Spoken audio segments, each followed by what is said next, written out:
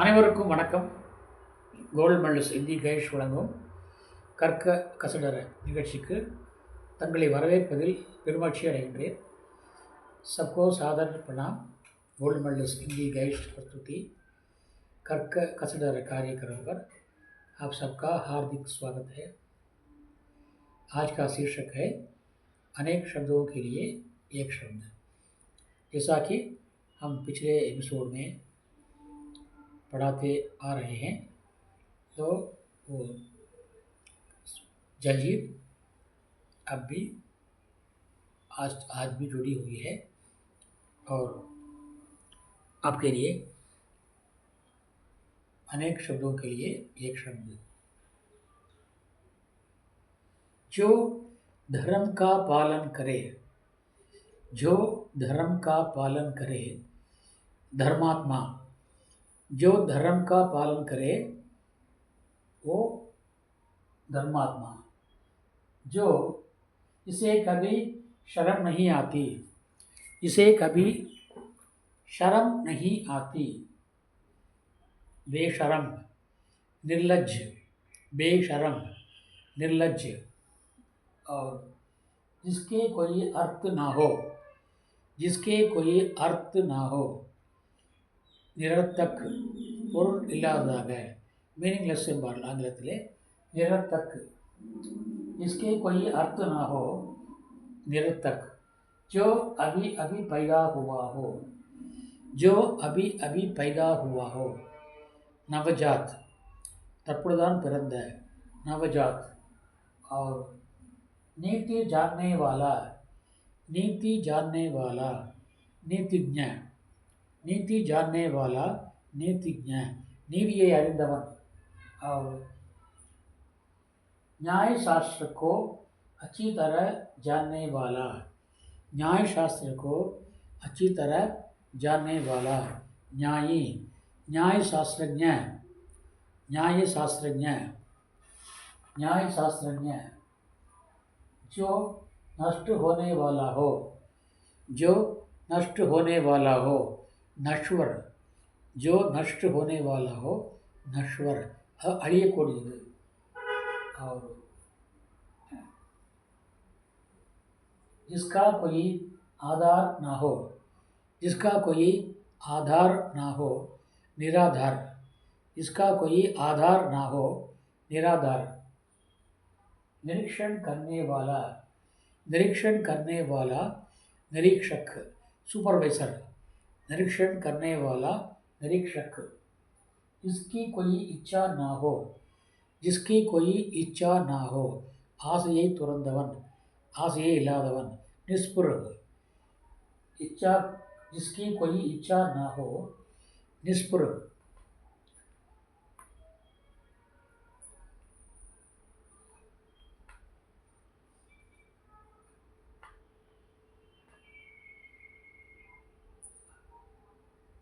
जिसका कोई आकार ना हो, जिसका कोई आकार ना हो, निराकार, उर्वम अற்றவன்.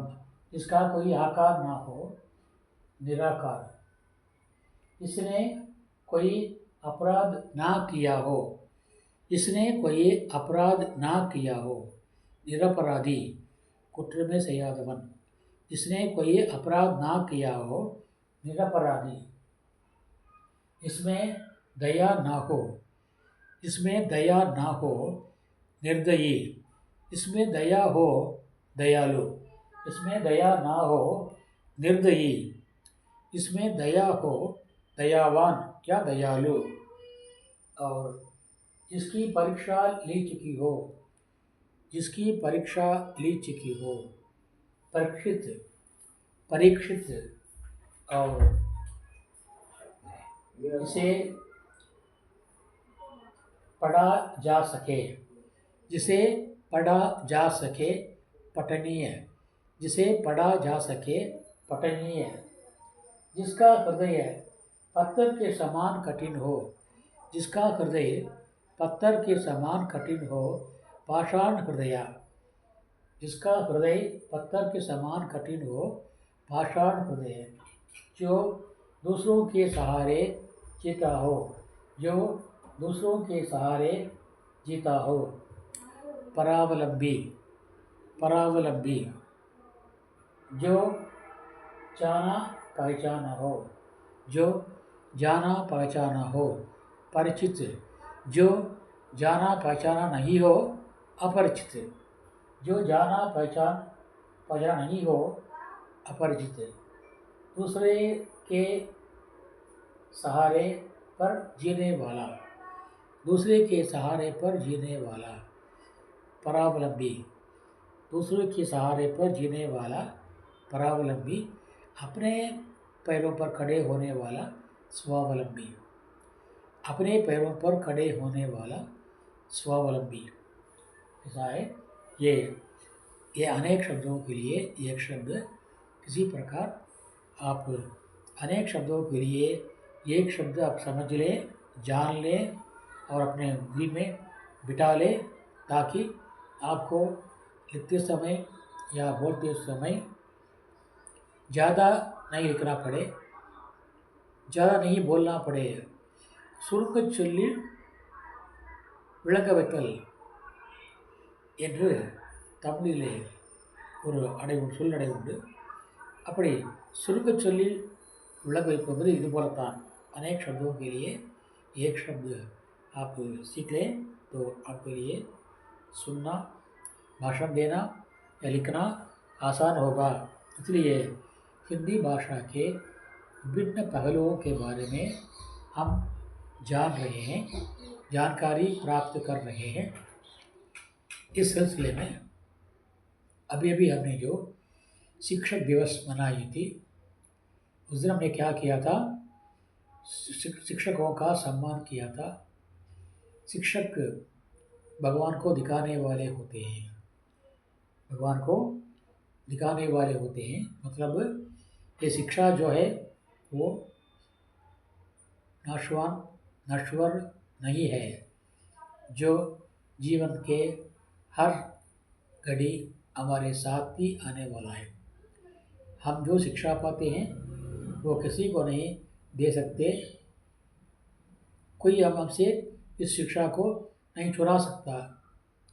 इसलिए एक स्लोगन है, ना चोर परिहार्यम, ना भ्रातृभ्राज्यम, ना राजहस्यम, न भारकारी, व्यये कृते वर्धितम, विद्याधनम सर्वधन प्रदानम। इस प्रकार सबसे प्रधान धन को, विद्या रूपी धन को हमें देने वाले, प्रदान करने वाले गुरु होते हैं। इसलिए उन गुरु का सम्मान करने के लिए हम शिक्षक दिवस मना रहे हैं। महात्मा गांधी ने सोचा कि भारत देश में हर प्रांत की अलग अलग भाषाएं हैं। एक प्रांत से दूसरे प्रांत तक जाने के लिए भाषा की सुविधा नहीं है, भाषा की दुविधा है। इसलिए हर प्रांत में जाने के लिए वहाँ की भाषा जानना मुश्किल है। मान लीजिए 29 प्रांत हैं तमिलनाडु में, भारत में, 29 भाषाएं हम कैसे जान सकते हैं?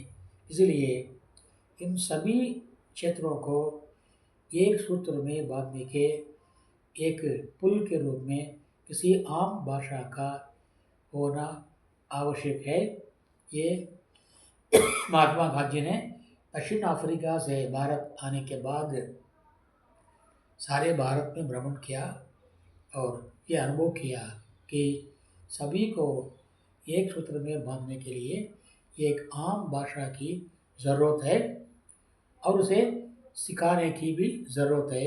इस ख्याल से, इसी उद्देश्य से उन्होंने अहिंदी भाषी क्षेत्रों में हिंदी भाषा को, हिंदी भाषी क्षेत्रों में अहिंदी क्षेत्रों की भाषाओं को सिखाने का प्रयत्न किया। इसी उद्देश्य के फलस्वरूप उन्होंने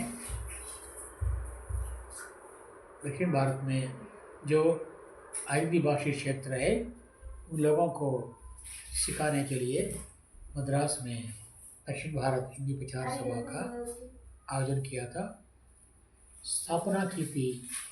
इस स्थापना के बाद दक्षिण भारत हिंदी प्रचार के सभा के द्वारा हम लाखों विचारक हिंदी पढ़ चुके हैं, हिंदी में स्नातक स्नातक बन गए हैं और छात्रों को करोड़ों छात्रों को हिंदी पढ़ा रहे हैं और सिखा रहे हैं।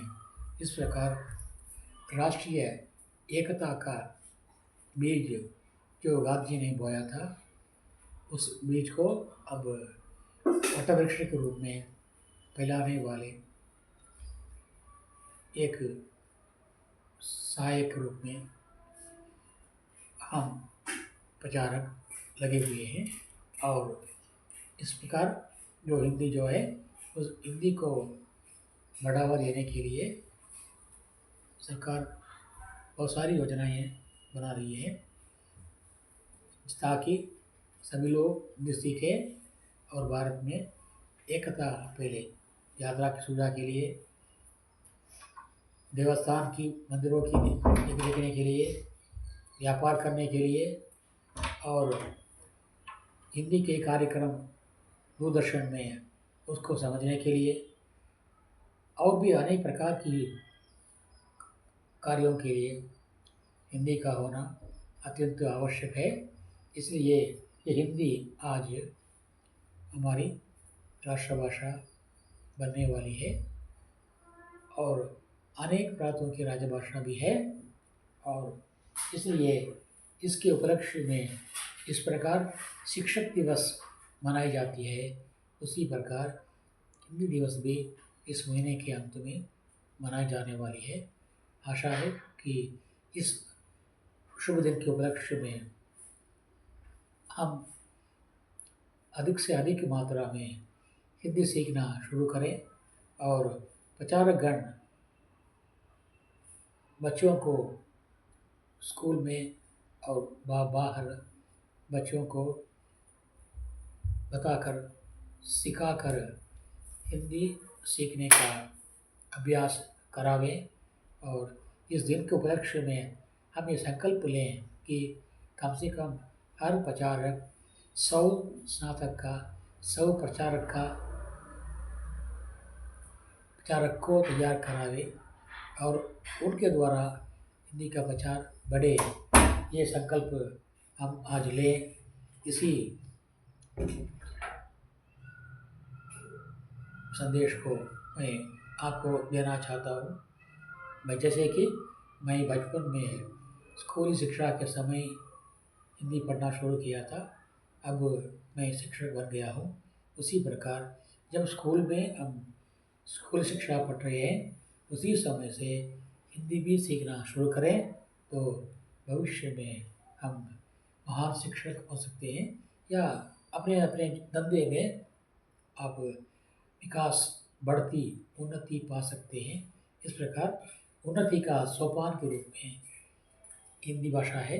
इस हिंदी दिवस के उपलक्ष्य में हम लोग ये संकल्प लें कि हम हिंदी को आगे बढ़ाने में जी जान से काम करें और हिंदी को आगे बढ़ावें और हम भी आगे बढ़ें। इसी संदेश के साथ मैं आज का ये भाषण समाप्त करना चाहता हूँ। कई महान भावों ने मुझसे प्रार्थना की थी कि आप हिंदी दिवस के उपलक्ष्य में एक छोटा सा भाषण दें, तो इसी उद्देश्य से मैंने आज के पाठ के साथ इसको भी मिला लिया है। आशा है कि आपको बुरा न लगेगा और उसे स्वीकारेंगे और हिंदी सीखने और सिखाने में सहयोग देंगे। इसी प्रार्थना के साथ मैं आज का भाषण समाप्त करना चाहता हूँ। कल एक नए शीर्षक के साथ आपसे मिलने वाला हूँ। तब तक के लिए आपसे विदा लेने वाला आपका सेवक आर सुंदर राजन। धन्यवाद, नंरी, धन्यवाद, नंरी, धन्यवाद, नंरी। जय हिंद।